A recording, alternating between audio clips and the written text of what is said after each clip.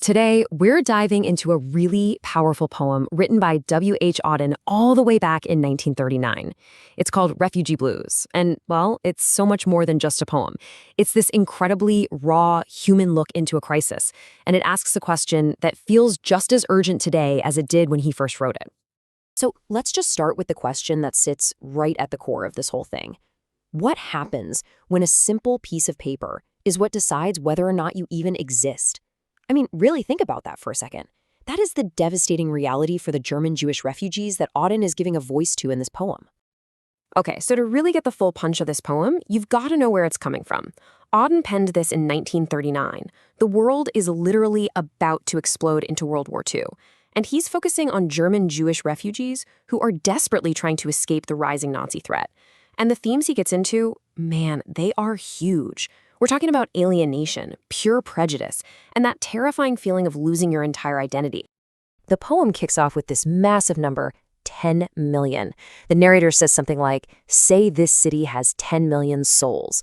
And right away you just feel how huge and impersonal this place is. But here's the kicker. In a city with all those people, the narrator and their companion are completely, utterly alone. They're searching for a home, a place for themselves, and it just isn't there. And Auden just lays out the brutal reality of their situation. For some people in this city, there are mansions, but for the refugees, he calls them holes. It's such a simple, devastating comparison, right? It shows you that in this city that's just overflowing with wealth, there was literally no room for them, not an inch. And then you get this line, this heartbreaking line that just repeats, "We cannot go there now, my dear. We cannot go there now." They're looking at a map. They can see their home, their country. But Auden makes it painfully clear that a dot on a map and a place you can actually be, well, they're not the same thing at all. That door has been slammed shut forever. Auden does this brilliant thing here where he compares nature to the state. On one hand, you've got this old yew tree in a churchyard that just keeps blooming every single spring.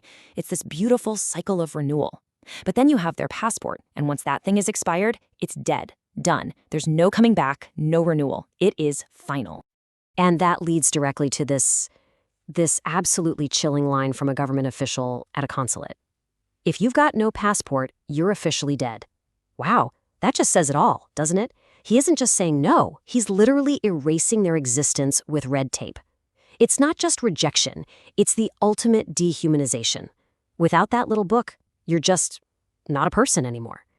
So they try to get help, and it's just this soul-crushing, bureaucratic runaround. First, they see the angry consul, who declares them dead. Okay. So then they go to a committee, and what do they get? An offer of a chair to sit on. And then they're told to come back next year.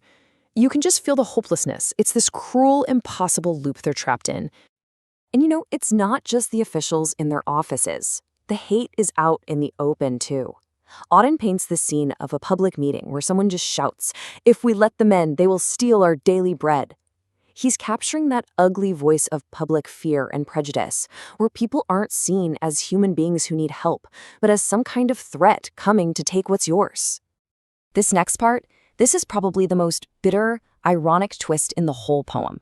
The narrator sees that animals, pets, are being treated better than they are.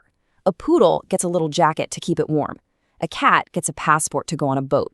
Think about that. These animals have more rights, more freedom, more dignity than these human refugees. And there's a name for what Auden is doing here. It's a literary technique called juxtaposition. And it's so effective. By putting the image of a pampered pet right next to a desperate human being, he just slams you with the injustice of it all. It shows you how completely upside down the world has become for them. The comparisons with the natural world just keep coming.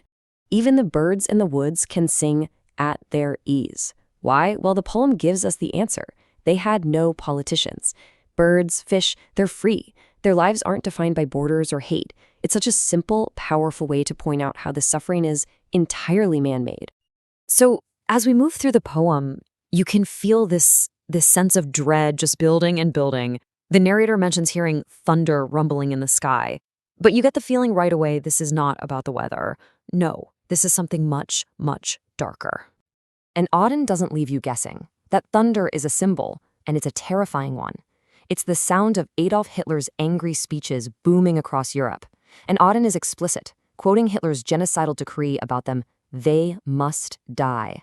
Suddenly the threat isn't just some vague rumbling anymore. It's a direct death sentence. Then, in this moment of just complete desperation, the narrator has a dream. They dream of this huge building, 1,000 floors, 1,000 windows, and 1,000 doors. It's this flicker of hope, right? A vision of a world with so much space, so many possibilities. Surely there's one place for them. But then the dream twists into a nightmare. In that entire enormous building, not a single one of those rooms was theirs. Not one. I mean, even in their own dreams, there is no place for them. There is no escape. The world is full of doors, but for them, they're all locked. So where does this all end? The poem leaves us with this final, stark image.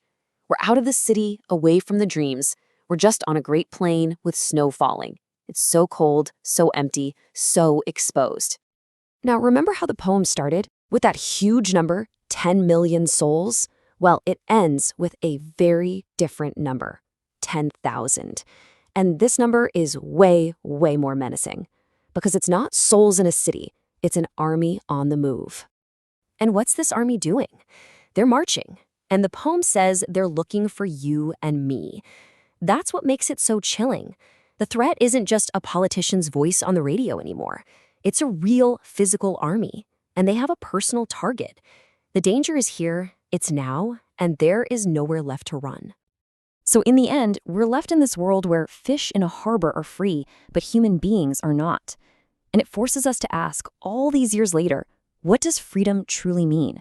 Is it a passport, a home, or is it something deeper, something that no politician or hateful mob can ever take away? That timeless question is right at the heart of Refugee Blues.